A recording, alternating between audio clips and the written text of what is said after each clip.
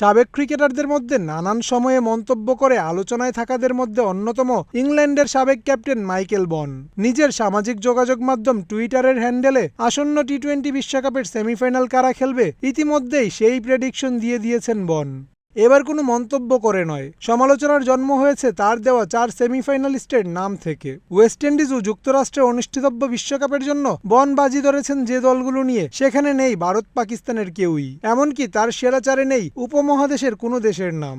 সাবেক English captain তার দেশ অর্থাৎ বর্তমান চ্যাম্পিয়ন ইংল্যান্ডকে রেখেছেন হট ফেভারিট হিসেবে। এছাড়া 2 বারের বিশ্ব চ্যাম্পিয়ন ও আয়োজক দেশ ওয়েস্ট ইন্ডিজও জায়গা করে নিয়েছে বনের পছন্দের তালিকায়। বনের সেরা 4-এর অন্য 2টি দেশের একটি তাদেরই চিরপ্রতিদ্বন্দ্বী অস্ট্রেলিয়া। একবারের বিশ্ব চ্যাম্পিয়ন অজিদের পাশাপাশি তার চোখে অন্য সেরা দলটি চোকার্স খ্যাত দক্ষিণ আফ্রিকা। বনের পছন্দের 4 দলের নাম জানালেও আইসিসির নিয়মে রয়েছে অনেক যদি কিন্তু। এবারই প্রথম 20 দল নিয়ে আয়োজন হতে যাচ্ছে বিশ্বকাপ। 20টি দল 4 ভাগ হয়ে লড়বে নিজেদের মধ্যে। প্রতি গ্রুপের 5টি দল থেকে সেরা 2 দল যাবে পরের রাউন্ডে অর্থাৎ সুপার 8-এ। সুপার 8-এ ওঠা দলগুলো ভাগ হয়ে যাবে 2টি গ্রুপে। সেখান থেকে প্রতি গ্রুপের 2টি করে দল যাবে সেমিফাইনালে। এখানেই রয়েছে আইসিসির সব মারপ্যাচ।